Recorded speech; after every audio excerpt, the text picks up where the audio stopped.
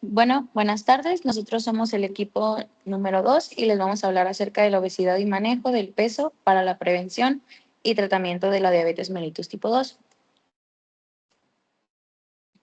Lo que vemos aquí era el índice y ahora sí vamos a pedir los puntos claves sobre pues este tema.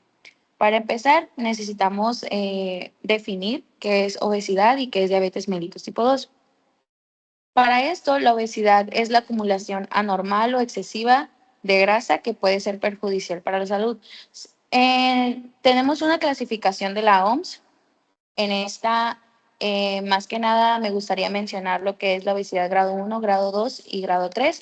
Todo esto basándonos en el índice de masa corporal, que si recordamos se saca conforme el peso sobre la talla al cuadrado. En la clasificación de la OMS también nos muestran los riesgos de padecer algún tipo de pues, patología, como lo puede ser algún riesgo metabólico como diabetes mellitus tipo 2, también riesgos cardiovasculares como hipertensión, también puede ser osteoarticulares como puede ser también dolor lumbar o cualquier otro tipo de patología. Y algo también que me llamó la atención es que también podemos tener riesgos oncológicos que más que nada a padecer alguna mayor incidencia de lo que son cánceres, sobre todo de mama, de colon, endometrio y riñones. Ahora bien, la diabetes mellitus tipo 2 es un trastorno metabólico crónico que está caracterizado por la hiperglucemia, resistencia a la insulina y con el tiempo pues hay una disminución de la secreción de insulina. Aquí voy a hacer un paréntesis, nada más para recordar sobre lo de la secreción de la insulina, es que como principal estímulo tenemos la glucosa. Recordemos que la glucosa entra a la célula beta por el transportador GLUT2, se va a metabolizar aumentando el ATP, lo que va a cerrar los canales de potasio sensibles a ATP. Esto va a despolarizar la membrana y va a abrir los canales de calcio y va a provocar así pues la secreción, la liberación de la insulina.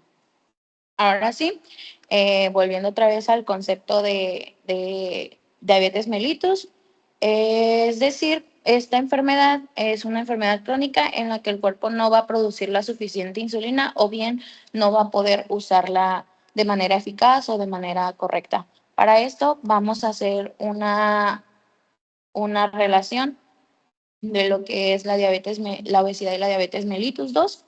La obesidad, como ya les he mencionado, nos puede llevar a múltiples complicaciones, tanto metabólicas, oncológicas y también podemos mencionar las psicológicas.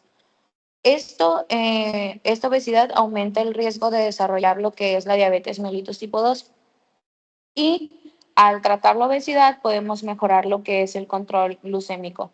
Algo que también les quería mencionar es que basado a la clasificación de la OMS, conforme al índice de masa corporal, tenemos que tener en cuenta no solamente eso, sino también considerar distribución y consecuencias de lo que es el tejido adiposo, sobre todo porque, por ejemplo, tenemos a una persona que pesa 80 kilos, pero tiene mucha masa muscular, y tenemos otra persona que pesa 80 kilos, pero esa persona tiene mucho tejido adiposo. No es lo mismo. Entonces, no se puede clasificar tanto, por decir así, por los riesgos. Pero no voy a hacer mucho debate sobre esto. Sin embargo, quería mencionarlo. Y otra cosa importante por mencionar, que se va a hablar más adelante, conforme al tratamiento, son los objetivos, que nuestros objetivos en sí son el control glucémico y la reducción de peso. Todo esto basado en un enfoque integral y personalizado para cada paciente.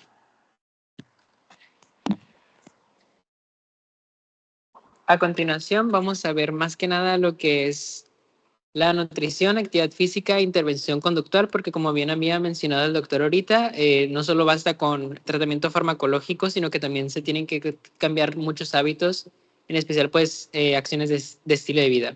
Entonces, en cuanto a medidas nutricionales, actividad física y terapia conductual, pues esas son acciones recomendadas para individuos con diabetes mellitus tipo 2, sobrepeso u obesidad, con el fin de alcanzar sus objetivos de peso y estilo de vida más saludables.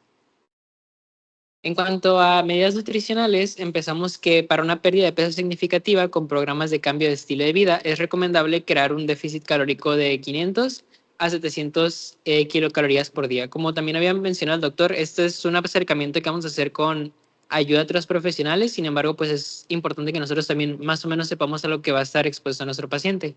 Para la mayoría de las mujeres, eso sería equivalente a aproximadamente 1.200 a 1.500 kilocalorías por el día, y para la mayoría de los hombres sería aproximadamente 1.500 a 1.800 kilocalorías por día. Esta diferencia, pues, dada los niveles de grasa y los niveles de proteína que varían entre hombres y mujeres. Y pues también se tiene que tomar en cuenta lo que son ajustes según el peso corporal inicial del individuo.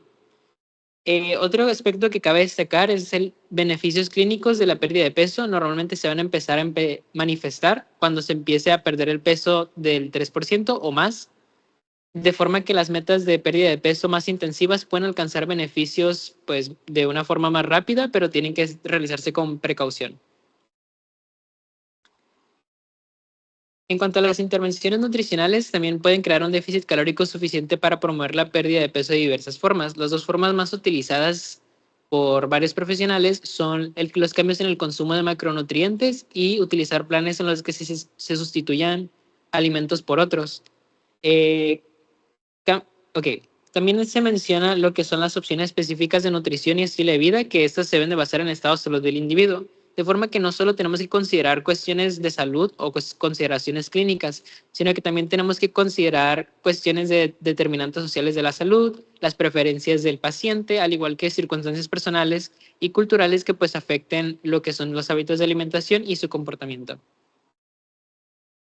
Ya pasando a lo que son medidas conductuales, generalmente estas son intervenciones conductuales intensivas y son aprobadas que llevan a cabo 16 o más sesiones durante 6 meses iniciales, centrándose en lo que son cambios nutricionales, actividad física y estrategias conductuales para alcanzar un déficit calórico de aproximadamente de 500 a 750 kilocalorías por el día. Cabe destacar también que si el acceso a este tipo de intervenciones es limitado o bien el paciente no tiene acceso a los mismos en su ambiente inmediato, pues se pueden considerar programas estructurados alternativos que sugieran asesoramiento conductual, presencial o a distancia. Y a los individuos con diabetes mellitus tipo 2, sobrepeso u obesidad que han perdido peso, se les debe ofrecer lo que son programas de mantenimiento de pérdida de peso a largo plazo. Estos van a ser de 1 año o más, los cuales dichos programas pues deben de ser proporcionados por un equipo interprofesional, como ya se había mencionado, los cuales estén apropiadamente entrenados y experimentados en aplicar esas clases de estrategias.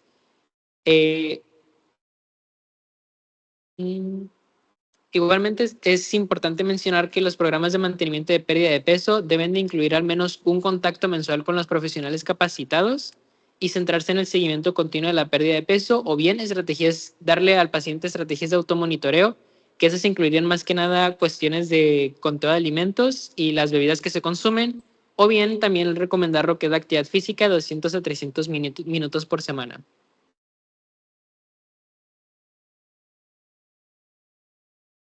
También aquí se menciona lo que son los patrones estructurados de alimentación de muy bajo contenido calórico, normalmente de 800 a 1.000 kilocalorías por día, que si bien se puede hacer notar, es mucha la diferencia que se estaba planteando hace poquito. Esas utilizan proteínas de alto contenido proteico y productos de reemplazo de alimentos y pueden incrementar el ritmo o la magnitud en la que se pierde el peso inicialmente, al igual que están las mejoras glicémicas del paciente. Sin embargo, intervenciones de esta intensidad solo deben de ser dadas por profesionales entrenados, capacitados y experimentados en campos médicos con monitoreo constante de primera mano y pues en un periodo muy limitado porque es una pérdida muy significativa. Asimismo, estas estrategias solo deben de ser prescritas a individuos que sean seleccionados cuidadosamente. Eso quiere decir que no se le va a aplicar a todos los pacientes que lleguen con esta condición, sino que van a ser aquellos específicos que cumplan con ciertos criterios. Por ejemplo, aquellos que vayan a realizarle un procedimiento quirúrgico y si los beneficios van a sobrepasar a los riesgos de realizar pues esta clase de medidas.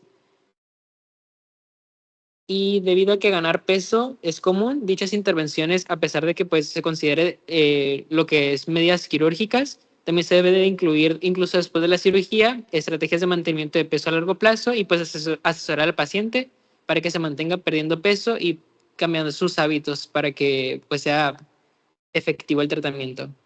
Finalmente, también se menciona que hay mucho mencionado en lo que son pues, redes sociales, en internet y demás, el uso de suplementos alimentarios. En este caso, a pesar del marketing generalizado y la gran demanda que hay de estos, no existe evidencia de que los suplementos alimenticios sean efectivos para el control de la obesidad o bien la pérdida de peso. Varios estudios publicados de alta calidad han mostrado que reducidos o ningún efecto benéfico en cuanto a la pérdida de peso, pero sin embargo sí se ha mencionado lo que son la suplementación con vitaminas y minerales, que sí puede llegar a ser indicada en aquellas personas que hayan sido previamente valoradas. Bueno, pasando ahora con lo que es la farmacoterapia, aquí la ADA propone una serie de recomendaciones, por ejemplo, minimizar medicamentos que estén asociados a un aumento de peso. Ejemplos de estos, específicamente hipoglucemiantes, pues tenemos los secretagogos de insulina como sulfonilureas o tiazolidinedionas o incluso la insulina, que son fármacos que se asocian a un aumento de peso. Otro punto, pues, es que al momento de elegir hipoglucemiantes, pues se van a priorizar aquellos que tengan beneficios para el peso, es decir, que ayuden a una disminución del mismo. El tercer punto es utilizar farmacoterapia en pacientes con diabetes mellitus y sobrepeso u obesidad, especialmente si tiene un índice de masa corporal mayor a 27 y que este no baja a pesar de cambios en su estilo de vida. En cuanto a los fármacos hipoglucemiantes, pues se prefieren principalmente aquellos agonistas de GLP-1 por la eficacia que tienen en cuanto a la pérdida de peso, que ahorita los vamos a retomar más adelantito cuando veamos los fármacos. También, pues, evaluar pacientes con diabetes y obesidad que han perdido mucho peso, esto pues para detectar una desnutrición, más que nada en aquellos que se han sometido a alguna cirugía metabólica. También se debe continuar la farmacoterapia, incluso después de haber alcanzado los objetivos, esto pues para mantener los beneficios para la salud y evitar un efecto de rebote que empeoren los factores de riesgo. Y por último, en quienes no alcancen los objetivos de tratamiento, pues es más que nada reevaluar terapias para el control de peso y en este punto pues considerar incluso alguna cirugía metabólica o agentes farmacológicos adicionales. Y pues todo esto pues debe ir ligado también a un control en los estilos de vida. Ahora, pues tenemos ciertos fármacos que han sido aprobados para el control de peso. Eh, pero esto, pues como ya les comenté, debe ir de la mano con una dieta baja en calorías y un aumento de la actividad física. Especialmente se van a utilizar medicamentos en aquellos pacientes con un índice de masa corporal mayor o igual a 30 o aquellos que tienen mayor o igual a 27, pero tienen una o más comorbilidades asociadas. La mayoría de estos medicamentos van a mejorar la glucemia y van a pues retrasar su progresión en personas en riesgo. Al disminuir su peso, pues van a reducir los factores de riesgo. En personas con diabetes pues tipo 2 y que tienen sobrepeso también, pues se van a preferir los fármacos que sean tanto hipoglucemiantes como aquellos que también sirvan para perder peso, como ya les comentaba. Entre los principales medicamentos, pues tenemos lo que es la fentermina, pues este no es hipoglucemiante, pero es una amina simpático-mimética anorexigénica, pues esto lo que hace es, su mecanismo de acción principalmente es aumentar la liberación de noradrenalina en el sistema nervioso central, especialmente en lo que es el hipotálamo, en la región del cerebro que regula el apetito y esto lo va a suprimir.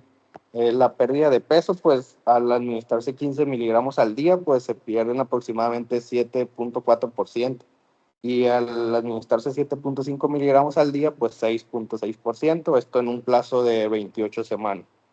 Los principales efectos adversos de este medicamento, pues es la serostomía, el insomnio, mareos, irritabilidad, hipertensión y taquicardia.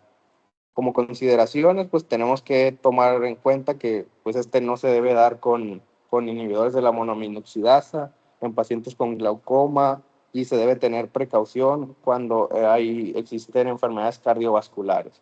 Este se utiliza solo para corto plazo, esto por los riesgos que puede tener de tolerancia y pues los mismos efectos adversos cardiovasculares que les comentaba. Y luego tenemos lo que es el Orlistat, que este es un inhibidor de la lipasa. A diferencia del anterior fármaco, este va a actuar localmente en el tracto gastrointestinal y va a bloquear la acción de la lipasa. Y al bloquear la lipasa, pues va a reducir la absorción de grasas calóricas. Aquí pues va a haber una pérdida de peso del 9.6% al administrar 120 miligramos 3 veces al día en una duración de 52 semanas. Aquí los principales efectos adversos son el dolor abdominal, la flatulencia o la urgencia fecal. Y como consideraciones, pues al inhibir la lipasa, pues tenemos que tomar en cuenta que pues va a haber una mala absorción de vitaminas liposolubles como la A, la vitamina D, la E o la K. También pueden ocasionar alguna lesión hepática grave, colelitiasis o nefrolitiasis. Posteriormente tenemos la fentermina con una combinación de fentermina con topiramato. Pues como ya les mencioné, la fentermina es una amina simpático-mimética y el topiramato es un antipilético. Aquí el antipilético, pues esta combinación lo que van a lograr es reducir el apetito y van a provocar una sensación de saciedad precoz, además que pueden alterar el sabor de los alimentos y pues esto, al usarlos combinados, este tipo de fármacos, permite pues administrar dosis menores y con esto disminuir los efectos adversos que puedan tener. En cuanto a la pérdida de peso, se tiene pues una pérdida del 9.8% al administrar en la combinación 15 miligramos de fentermina con 92 de topiramato y al 7.5 miligramos de fentermina pues se tiene una reducción del 7.8% en un plazo pues de 56 semanas. Los principales efectos adversos pues son el estreñimiento, parestesias, insomnio o serostomía. Como consideraciones, pues tampoco se deben de dar con los inhibidores de la monoaminoxidasa. Es un medicamento teratógeno, puede provocar un deterioro cognitivo y pues no se debe dar en pacientes con glaucoma. Luego tenemos a la combinación de naltrexona con bupropión, que pues el naltrexona es un antagonista opioide y el bupropión es un antidepresivo. Estos de igual manera actúan sobre el cerebro para reducir el apetito y controlar los antojos mediante un mecanismo pues sinérgico. El bupropión lo que va a hacer pues es inhibir la recaptación de serotonina y norepinefrina y va a estimular neuronas de propiomelacortina en el hipotálamo para reducir el apetito y también aumentan el gasto energético. Y en cuanto a la naltrexona, pues es un antagonista de los receptores opioides, principalmente Mu y kappa, que pues también van a reducir la actividad de neuronas de propiomelacortina. En cuanto a la pérdida de peso, pues va a haber una reducción del 5% al administrarse pues, 16 miligramos de naltrexona y 180 de bupropión 2 veces al día, esto en un plazo de 56 semanas. Y como principales efectos adversos, pues tenemos el estreñimiento, náuseas, cefalea, serostomía, insomnio, hipertensión arterial y taquicardia. Como consideraciones, pues son los mismos que van a ser las mismas que los antagonistas de GLP-1, agonistas, perdón, de GLP-1 que les voy a mencionar a continuación.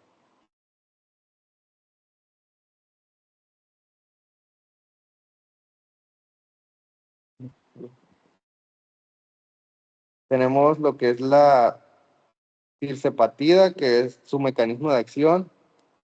Pues este es un agonista de GIP y de GLP-1. Lo que van a hacer estos pues, es estimular la secreción de glucosa, también disminuyen el apetito y van a enlentecer lo que es el vaciamiento gástrico y con esto van a aumentar el tiempo en el que la persona se va a sentir pues en saciedad y pues va a evitar que coma.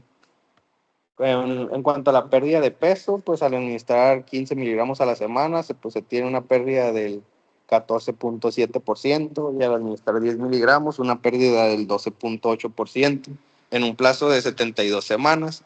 Los principales efectos adversos son gastrointestinales y como consideraciones, pues lo mismo que los agonistas de GLP-1. Luego tenemos a lo que es la liraglutida, que este es un agonista de GLP-1. Pues tiene la misma acción, estimula la secreción de insulina, pero a nivel hipotalámico va a activar los centros de la saciedad y va a reducir el apetito. También retrasa el vaciamiento gástrico, causando la misma sensación de plenitud del fármaco anterior. En cuanto a la pérdida de peso, pues va a haber una reducción del 6% al administrar 3 miligramos por día y una reducción del 4.7% al administrar 1.8 miligramos al día en un periodo de 56 semanas. Los principales efectos adversos también son gastrointestinales y como consideraciones, pues es un fármaco que puede causar hipoglucemia, aumenta el riesgo del desarrollo de pancreatitis y pues se debe tener cuidado en pacientes con enfermedad renal. Y por último tenemos a la semaglutida, que también es un agonista de GLP-1.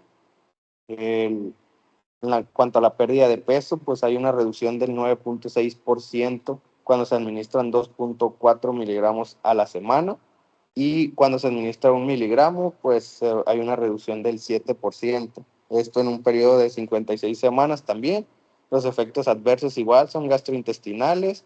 Y en cuanto a las consideraciones, pues pueden desarrollar los pacientes colelitiasis, alguna reacción en el sitio de inyección o taquicardia. En cuanto a la evaluación de la eficacia y seguridad de la farmacoterapia para el control de peso, pues al iniciar el tratamiento con medicamentos para la obesidad, pues se debe evaluar su eficacia y seguridad al menos una vez al mes durante los primeros 3 meses y posteriormente al menos trimestralmente. A menos que circunstancias clínicas u otras consideraciones sugieran lo contrario, pues quienes logren una pérdida de peso temprana, pues debe de seguir con el tratamiento a largo plazo. La farmacoterapia, pues siempre se debe buscar que se utilice a dosis mínima, que solucione el problema, que mantenga controlado al paciente. Y pues utilizar una terapia intermitente o suspender la medicación seguida de un control estricto de peso son cosas que ayudan a un mayor enfoque del control de peso, más que nada a largo plazo, aumentan la adherencia al tratamiento. Cabe destacar que pues todos estos medicamentos están contraindicados en mujeres embarazadas. En mujeres embarazadas, pues a lo que vi, lo único que se puede utilizar es la insulina o aquellas personas que intentan concebir pues, próximamente. Y pues tampoco está recomendado en mujeres que se encuentren en el periodo de lactancia. Bueno, hasta ahora hemos visto enfoques como cambios en el estilo de vida y medicamentos, y sin embargo, pues cuando estos no son suficientes, hay opciones más avanzadas para controlar el peso y mejorar el manejo de la diabetes tipo 2, que como se mencionó anteriormente, pues es clave el tratamiento de esta. Y pues estas intervenciones incluyen dispositivos médicos y cirugía metabólica, también llamada cirugía bariátrica, que han demostrado ser eficaces en muchos casos. En cuanto a los dispositivos médicos, estos ofrecen una opción menos invasiva que la cirugía. Por ejemplo, lo que son los balones gástricos ocupan espacio en el estómago para generar saciedad, o los estimuladores del nervio vago pues alteran la señal de hambre, y también está lo que es la aspiración gástrica. Aunque estos pueden ayudar a perder peso y fueron aprobados por la FDA, su uso en personas con diabetes tipo 2 es limitado debido al alto costo y la poca evidencia de la efectividad específica y la escasa cobertura por parte de los seguros. También algo interesante que leí es que si el paciente no tiene un buen apego a los métodos, nutricionales, es fácilmente que caiga en una recaída, por lo cual el costo-beneficio de una cirugía supera lo que es el valor intragástrico y este tipo de dispositivos médicos. y pues debido a esto ya muchos no están disponibles actualmente. Ahora bien, la cirugía metabólica es una intervención efectiva para personas con diabetes tipo 2 y obesidad. Incluye procedimientos como lo es la gastrectomía en manga o BSG por sus siglas en inglés o el bypass gástrico RYGB por sus siglas en inglés. Estos pues reducen el tamaño del estómago. Este tipo de medidas puede considerarse desde un IMC de 30 o de 27.5 en personas asiáticas o americanas, pero no es para todos, porque pues antes de operarse el paciente debe de ser evaluado por un equipo especializado que incluya médicos, nutriólogos y psicólogos para asegurar que es un buen candidato y que se cuenta con apoyo antes y después de la cirugía. Ahora bien, la cirugía metabólica, entre sus beneficios, es que no solo ayuda a bajar de peso, también mejora significativamente el control glucémico. Por ejemplo, estudios como el STAMPD muestran que más del 80% de los pacientes logran remisión de la diabetes tras su cirugía, entre el 83 y el 86%. Además, esta cirugía ayuda a la disminución de enfermedades cardiovasculares, complicaciones microvasculares y también reduce el riesgo de cáncer y la mortalidad. También puede ayudar en la reducción de complicaciones renales y retinopatía. Y pues esto todo se traduce en una mejor calidad de vida a largo plazo. Las dos cirugías más utilizadas, como ya mencioné anteriormente, son el bypass gástrico y la gastrectomía manga.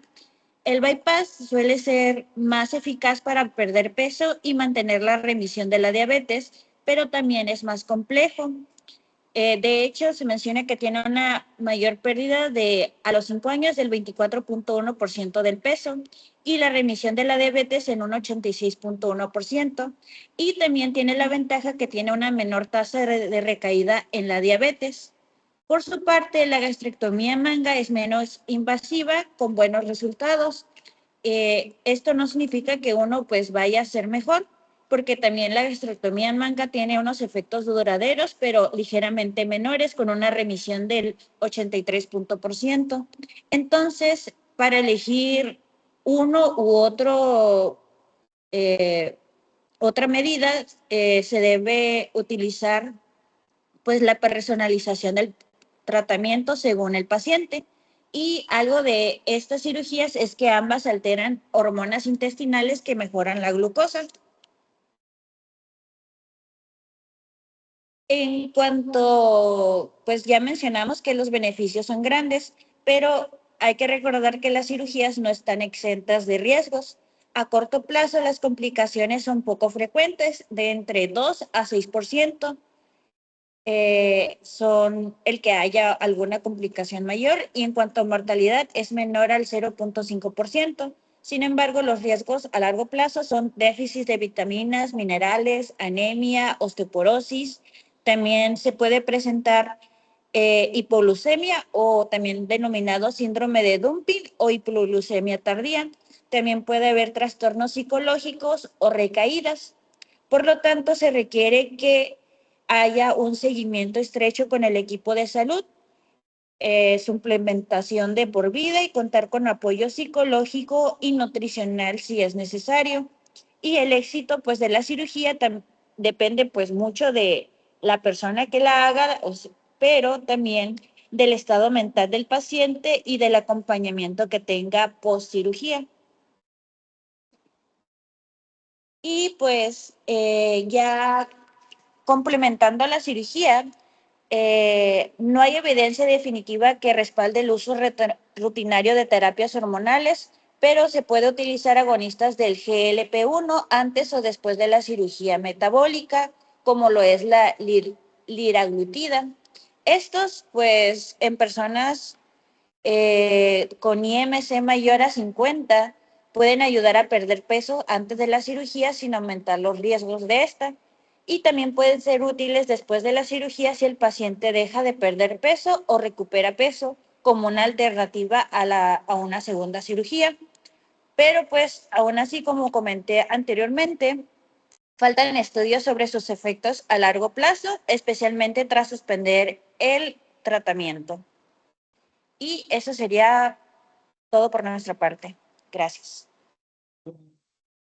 Ok, doctores, la verdad, buena exposición, abarcaron muy bien los puntos más importantes. Nada más para resumir, recalco, manejo multidisciplinario, vean que incluso la cirugía es una opción y que los fármacos nos ayudan a control metabólico de glucosa, pérdida de peso, pero siempre acompañado de los cambios del estilo de vida.